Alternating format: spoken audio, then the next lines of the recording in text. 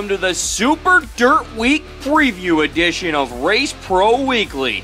In this show, we're going to take a look and get you ready for the classic at the Oswego Speedway. So let's get things started as our own Fast Eddie caught up with a few drivers to talk about the big event. Danny had a quick car at Super Dirt Week at Oswego last year, dropped out of the race. What can you take from that race going forward into this year's race? Well, we got the same car, so we're going to take quite a bit, setup-wise and gears and tires. And, I think we have a good outlook on the racetrack and what we're going to bring. We're really hoping it's going to be smooth and slippery, and, we should be pretty good. We're just going to, I think everybody's kind of got better than they were last year, so we're going to have to be better than we were last year. So it's going to take a lot of hard work and a lot of dedication from the guys, but hopefully we can go up there and just maintain, get in the show, and then have something at the end of the feature. How difficult is it knowing, this is a completely new surface laid down this year? Yeah, it's tough, but I think they're going to do a better job this year. I don't know if they can do a worse job, so, it was disappointing last year the way the track was. We had a really good car when the track was fairly smooth and slippery, and it's just I could probably complain about every racetrack I race at some point or another, but we really just got to put the focus into the car and try to make the right adjustments and just do our job, and then hopefully they do theirs, and we meet in the middle. Larry, 16th place finish at Oswego last year. What did you learn that you can take away for this season? Hopefully this year it's a little bit smoother and we don't have to worry about saving the car for the whole race, and we can really try to lay down some laps and run in the top 5 most of the race. Now the surface is definitely different than you ever experienced at Super Dirt Week. How tough is it getting ready not knowing what the surface would be like this year? It's pretty easy. Actually, my father and our track crew are going to be behind the scenes doing all the track maintenance this year, and we're going to actually start putting the clay down on probably Monday or Tuesday with our own equipment, so we're going to keep a close eye to it and make sure that everyone has a safe track this year. Timmy, as we head into Super Dirt Week, you had a win in the 358 race last year, DNF in the modified race. How do you prepare for this year's race? The same as we did for last year's race. You got to go in with a fresh car, obviously. I mean, that was a big thing with our small block. It was a brand new car, and our big block was a little subpar for the race. So we're going in there with a 3-race-old car, so we know that it's going to be fresh and ready to go. And we got a motor going in on Monday, and we're just going to try it out at the Fulton race, and we're going to go from there. But it's just another series race. With the track conditions what they were last year, is there anything that you can use from last year to bring into this season's race? I think a little bit shock-wise, and that's about it. But I don't see it being that way again. If it is, they aren't going to get better weather than they've had for the last 2 weeks. So if the track's like that again, it's never going to adhere to that blacktop. So I think it'll be a lot better this year, so we don't have the major concerns like we did last time. But just a few things shock-wise. I wasn't shocked up enough for that big block race, and I was for the small block. So we'll be a little bit more prepared in that area. The 4-wide salute to the fans down the backstretch at the Oswego Speedway, and oh, what a sight it was, as Matt Shepard and Tim McCready would bring the field to the green for the Bud Light 200 as these cars would power their way up through turn number 1 and 2. Making their way down the backstretch for the first time, it would be Matt Shepard who comes out to the early lead. Lightning Larry White working it up on the top, trying to get by Kerry Terrence off at turn number 4 that time, as he looked to move up a couple of positions in the early going. Meanwhile, Shepard being hounded by the Sweeteners Plus car number 39 and Tim McCready is T-Mac working it up on the top side, but Shepard going to slide right back in front of him and hold on to that race lead down the front straightaway. Shepard getting into lap traffic early as he gets by the 39. Orion Bartlett up off the corner as they continue to work their way down the front straightaway with Shepard there, but then trouble would come on the Matson overhead doors. Car number 20 of Brett Hearn, right front flat tire in the early going of this one, and off the restart it would be Matt Shepard back at the front as they work their way up through the corner. Keith Flack having a good run so far. The Hurricane Steve Payne trying to work his way through. As many cars trying to push through the corner. Here's Billy Dunn going to go 3 wide with Tim Fuller and Kerry Terrence up off the corner. Steve Payne going to stick his nose right in there, trying to make it 3 wide between those two as well. As they work him off by turn number 2, Terrence going to get the nod through that, and here comes Dunn back to the inside, bobbles up off the corner, and that allows Steve Payne to come back. Big wreck on the back straightaway now as Eldon Payne goes up and over. Alan Johnson involved as well down the back stretch, along with the 30 of Jamie Mills, as Tim McCready would come down pit road for his pit stop. Kerry Terrence as well, and a little bit of attrition started to be a problem on the day as Billy Decker in the Page Trucking number 91 having a little bit of trouble. McCready would go back out onto the speedway and then have a little trouble with the right side of his car, as you'll see off the restart here as Stuart Friesen makes his way up into the number 2 spot. But T-Mac with a bent right side of the race car, working his way back up into the top 5 as he moved past the Hurricane down on the inside lane and get by Payne for the spot. He pulled a little bit of an electric slider on her up off at turn number 4. Here comes the 7X of Payne battling back, and now McCready still trying to get back by him as these two continue to battle. Payne comes back to the inside lane, gives him a little shot in the left side of the car this time, as Keith Flack has trouble with the rear end, which would bring out the caution. And then once we went back to green, another big wreck. Jan Boussier goes around. Billy Whitaker nowhere to go. He hits hard with his car flying into the air, which would bring out the caution again. Moving toward the closing stages now as in-lap traffic battling. Here's Tim McCready working it on the inside of Matt Shepard. He'd take the number 1 spot, and he would be your new race leader in that Sweeteners Plus car number 39. As McCready continues to lead this one, the cream starting to rise to the top, as you can't have an ending of a Super Dirt Series race without Stuart Friesen, and he pulls the Chelsea dagger on him up off by turn number 2 to take the race lead down the back stretch with just a handful to go. McCready trying to run Friesen down, gets in some trouble up into turn number 1 and 2 as he loops it up on the corner to bring the caution out, and that would leave Friesen all alone at front, as he has won now 5 of the last 7 races at Super Dirt Week as Mr. Freeze wins the Bud Light 200. Brett Hurd battling all the way back. He would finish in second. A strong run by Kerry Terrence coming home in third. Matt Shepard would finish 4th, and T-Mac would rebound to pick up the top 5. It's now time to take a look at this week's Kaiser Aluminum Wheels fan poll question. Who are you picking to win at Super Dirt Week between the Big Block Modified 358 Modified, Sportsman, and Pro Stocks? Cast your answers, and of course, we'll read them out on our next show.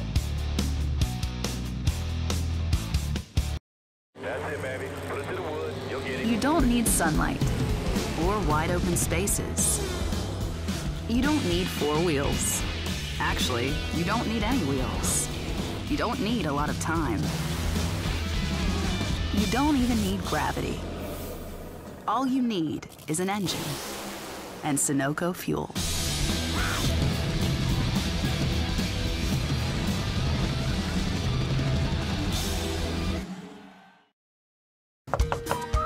I'm Brian from 1-800-GOT-JUNK. This is my main man, Tom, and my other main man, Tom. You never know how much junk you've got until you move. Point to something you wish would disappear.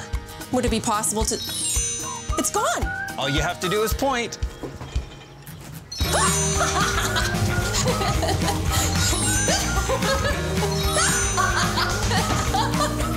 Where have you been all my life? We make junk disappear. All you have to do is point. There's only one place in the Capital Region for you to get the full racing action. Stop down at the Bobco video booth at the track or call 518-399-0937. Bobco Racing Video, the next best thing to being there. While the big blocks had their fun going 200 laps, small block supremacy was on the line as they did it for 100 out at the Steel Palace. The Roselli Northern salute to the troops. 100 for the small block modified, set to get started as it would be Tim Fuller and Billy Dunn leading the field to the green as Fuller would take the early race lead in a 3RS machine. Small block power going to power down the back straightaway as they work their way through turn number 3 and 4. Here's Matt Shepard in the CG Mori-owned car number 14 working on the back bumper of Billy Dunn as the top 3 come down 1, 2, 3 single file. Brett Hearn not wasting any time. He's going to work his way up on the inside lane of Shepard looking for the number 3 spot as he'll pull a slider on him up off at turn number 4. And he set his sights on Billy Dunn now for the runner-up position. It wouldn't take too long till the Jersey Jet would power down to the inside, use the same move in almost a copycat fashion to take the number 2 spot away. And now he was hounding the back bumper of the 3 at Tim Fuller. He'd work to the high side, work to the low side, try to pull the move one more time, but Fuller had him scouted off at turn number 4. as he kept his momentum rolling. Brett Hearn this time going to try to go to the outside once again, trying to make something happen, but as that does, it would be the 46 of Billy Decker bringing out the caution with a left rear flat tire. Back to green flag racing they go as the Dr. Danny Johnson racing with Kerry Torrance and Stuart Friesen in the Atlas Paving car number 66 as Johnson gets sandwiched by a pair of 66s down the back straightaway as Stewie on the move, working his way, trying to pick up his second win of the afternoon. He would put the slide job on Kerry Terrence, and Terrence would go into the wall. Meanwhile, as that happens, Brett Hearn with trouble on the 20, and that would end his chances of coming up with the victory in this one. Off the restart, Stuart Friesen on the move. He'd move into the number 3 spot as he would work underneath the 9 of Billy Dunn and then slide into spot number 2 and try to chase down the 3 RS of Tim Fuller. Gets caught into the wall for a second, but keeps his momentum rolling. Here comes the 62 of Eric Rudolph, working his way to the inside into the number 3 spot. Rudolph, who's been one of the winningest small block drivers in 2016, continuing to push his way up toward the field. Now he's racing with Friesen, trying to take the number 2 spot as the field gets into heavy lap traffic up into turn number 3 and 4. Friesen high, Rudolph low for the number 2 spot as they're right behind Tim Fuller. As now Rudolph going to backslide it even harder, working his way to the inside lane, but Friesen keeping that top line, keeping it rolling on the outside would keep the momentum even more, using a lap car as a pick. But now Rudolph sees some daylight on the inside, trying to make it stick once again off the corner. A little bit of deja vu as here's Rudolph this time, going to try to pull a slide job on him as Fuller deals with lap traffic right in front. With just 10 laps to go in this one, Rudolph looking to make the move to get into second, and he does. But here comes Stuart Friesen looking to battle back as they chase down the race leader. Rudolph working his way to the inside lane, slips up the banking right in front of Friesen, and that would end Rudolph's chances as he gets into the outside wall hard, a right rear flat tire on the 62. Off the restart, Fuller would lead, but here comes Matt Shepard battling back on the inside lane. No love lost between them two, that's for sure. As here comes the 14 trying to power past the 66 down the front straightaway. As now Shepard going to see some pressure from Mark Johnson as the White Knight going to work his way up into the top 5, trying to make things stick to get into the number 3 spot. But it was all Tim Fuller in front as he would lead wire to win the Roselli Northern Salute to the Troops 100. Stuart Friesen with a strong run coming home in second. The White Knight Mark Johnson picking up a 3rd place finish. Gary Lindbergh would finish in 4th in the 28Z, and Mike Maresca in the 7M would finish in 5th.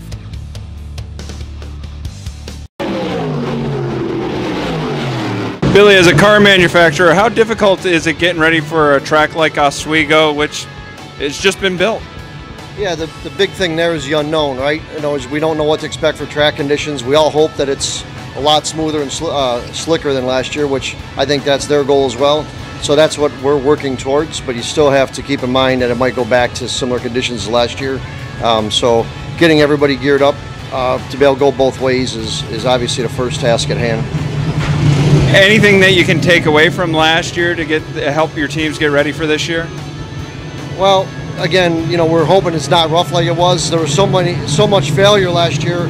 Guys are maybe doing a little bit different stuff as far as components, but really just approaching it pretty much like any other race, you know. Same type of setup information, all that. So now that it's at a smaller track, it's more like a conventional race, which is good. In the old days at Super Dirt Week at Syracuse, you probably were kind of busy beforehand. Are you more busy once the week gets started because of the unknown? Yeah, absolutely. Last year we didn't know what to expect. We weren't even going to take scales at the last minute. We brought them with us, and then people started asking for some help, and we ended up setting them up. And it was cars in and out of our tent the whole weekend or the whole week because of the ever-changing track conditions. Keith, the DNF at Oswego last year. How does the team get prepared for a track where you have no idea what the surface is going to be like this year? I think we just kind of set up the way we were last year. You know, we didn't know exactly how bad it was going to be last year. I mean, there's always some questions, but we didn't know how severe it would be.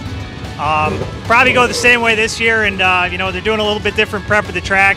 It's different folks involved. They're going with different process, so hopefully, I mean, it's probably not going to be perfect, but hopefully it's going to be an improvement. So we're just going to go the same way we were last year, and we'll just have to keep up with you know, any curveballs it throws at us throughout the week. Max, we're getting ready for Super Dirt Week here. Not a great finish last year, but what did you learn that you can take away and be ready for Oswego this year? Patience. That's probably the biggest thing. We only got to run 60 laps with engine failure or mechanical failure last year. So we got good stuff. We got a great team behind us, and we're going to enter Dirt Week like we do every other race. We're going to try to win, but patience is the biggest thing in that race. It's a long race, and you got to be there at the end. So. Track surface definitely was a challenge last season. How hard is it to prepare not knowing what the track surface might be like this year? Yeah, it was definitely surprising that it was that rough last year, but they tried as hard as they could to get it to where it was. They were forced with a little time to get the track ready, but they have a little bit more time this year, and I think it'll be fine. I think they do a great job, and I think they're going to have a great track for us to race on this year. They definitely put the time into it. I'd just really like to see them get a good result. 4 wide sportsman style in what was going to be a lot of racing with some heavy hitters up towards the front. And this one is Dave Marcachilli would lead the field to the green. The Page Trucking car number M1 as they power their way up into turn number 1 and 2 for the first time, with Marcachilli taking the early race lead.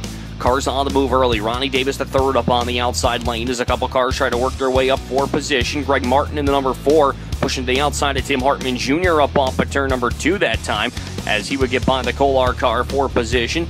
Meanwhile, Martin working to the inside as Hartman still trying to chase him down up off the corner as Martin works to the inside of Shane Pecor. But as that's happening, we got a battle for the race lead, and as Dave Marcachilli bobbles up off of turn number 1, Rocky Warner going to go to the front up off of turn number 2 as he would take the spot away as the yellow would come out for one of the perennial powers on the dirt tour, the 0 of Shane Pecor. Green on the field once again as the 1J of Rocky Warner goes back out to the front. Ronnie Davis the third going to try to make a move to the inside of Marcachilli, but can't do it as some of the Capital Region guys run together. Jeremy Pitch and Jamike Soul going at it for position down the front straightaway. Adam McAuliffe in there as well, but as this happens, here's Marcachilli battling back at the front of the field as he'd power up off of turn number 4 that time, trying to find the momentum, but just can't get to it. Is Rocky going to hold on? Warner continuing to power as the race leader, but Greg Martin will continue to work his way up as he would move past RD3 for the number 3 spot down the back straightaway. Davis going to battle right back, though, as he powers up off of turn number 4, looking to take the number 3 spot back, and he does. Trouble on the Rocky Warner machine. He gets up to the high side, gets into the wall, and here comes Dave Marcachilli to the inside lane. He'll power right past him and get the lead right back in the M1. Marcachilli back to it. Here's Rocky Warner and Greg Martin. Look, both trying to battle for the race lead down up off of turn number 2 as the 1J tries to power it in on the inside, but here's Marcachilli up top, shutting the door emphatically up off the corner, and now RD3 going to get back into it as well. RD3 had the number 3 spot, but Greg Martin gets him right back on the inside of turn number 2 as this battle between Jeremy Pitts and McAuliffe going to take a back seat for a second as Pitts gets into the outside wall. Meanwhile, here's RD3 looking to go to the inside of Martin as the caution will come out for Brelada Soar in the 15B. Off the restart, Marcachilli would go back to the front of the field in this one. Here's Greg Martin in the number 2 spot trying to work his way down low, but as this happens, Ronnie Davis goes around, does a complete 360 with a left rear flat tire, and keeps going. But yellow comes back out onto the speedway. One more lap remaining in this one for Dave Marcachilli as they go back to green flag racing, and it was going to be the Page Trucking car number M1 putting himself in Super Dirt Week lore as he picks up the win in the Sportsman Championship. Second would be Greg Martin. Third, Rocky Warner. Tyler Meeks with a strong run coming home in fourth. And rounding out your top 5 would be Alex LaJoy.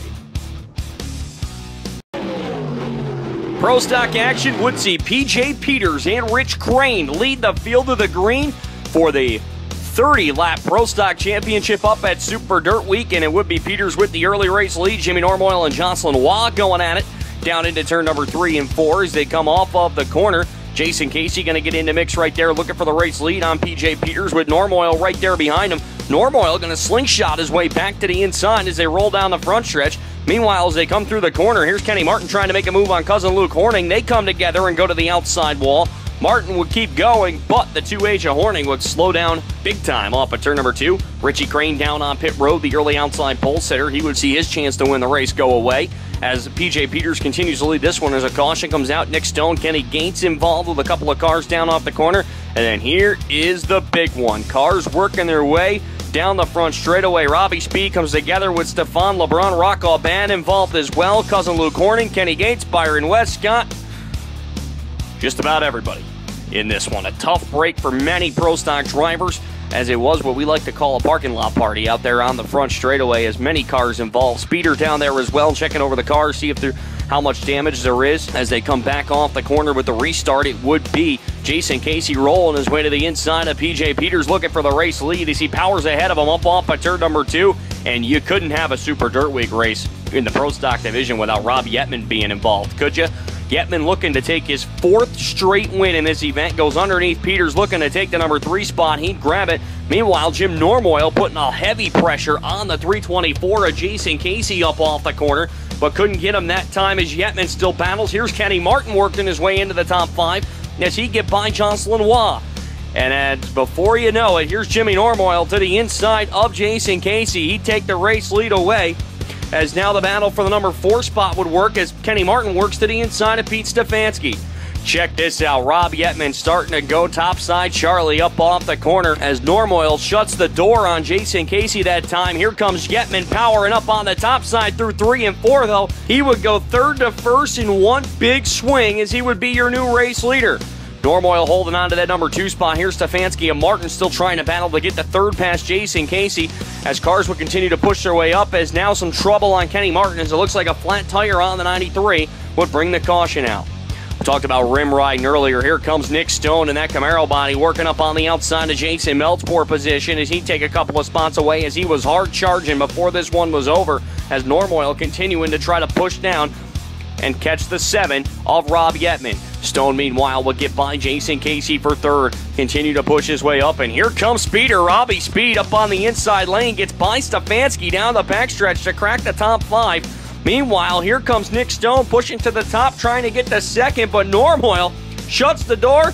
But for the 4th straight time, you were not going to stop Rob Yetman as he goes to victory lane again at Super Dirt Week. Nick Stone with a hard charge would come home in 2nd. Jim Normoyle would finish in 3rd. Robbie Speed with a strong run after the big wreck would come home in 4th. And Pete Stefanski would finish in 5th. Performance. Quality. Service. That's DMC Racing Products. Hundreds of name brand parts. Competitive prices. That's DMC. DMC Racing Products. Race to win. Reputable. Reliable. Results. That's what you get when you call Rick and the professionals at RCT Roofing. Quality service at fair prices. RCT gets the job done. Just like Nick Stone and the RCT Pro Stock. RCT Roofing, we've got you covered.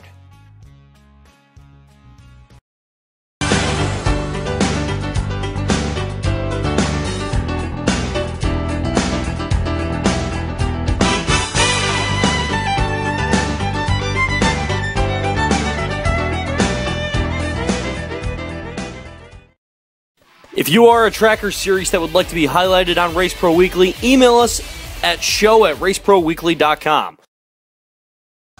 Standing here in Victory Lane with Stuart Friesen. Stuart, we're 35 miles north of where we normally meet this time of year, but same result, you and I in Victory Lane. Tell us about that race. It was awesome. You know, it was a very challenging racetrack and very physically demanding, and you know, the Helmar Racing team guys just worked so hard on it. You know, we made a pit stop and then came in again to get everything, you know, bolted down right. And you know, it was a lot of preparation goes into this week. It's very grueling, very demanding. You know, that was the same, you know, from Syracuse. Other than that, it was you know, fun. You know, right, running on the cushion and bouncing off the fence, and it was a lot of fun. But you know, it's just you know, it's just such a team effort that goes into this week, and I really appreciate all those guys. Tell us about that pass for the win.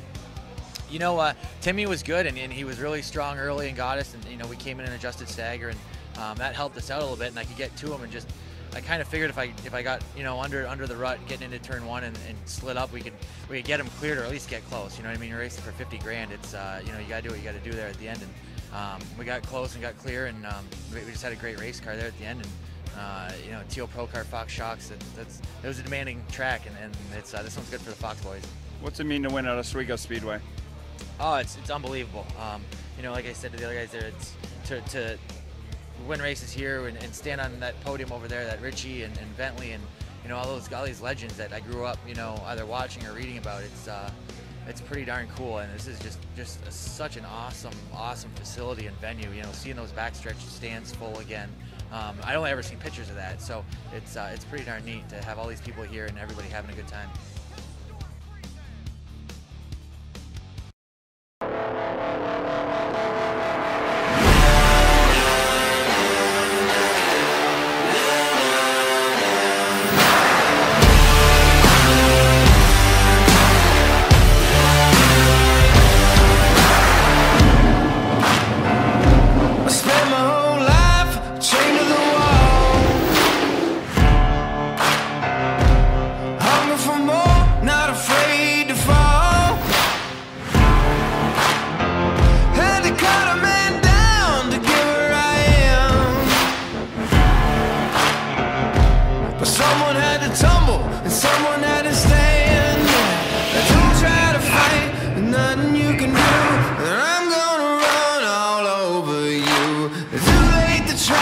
There's nothing you can do. I'm gonna run all over you. I'm looking for you.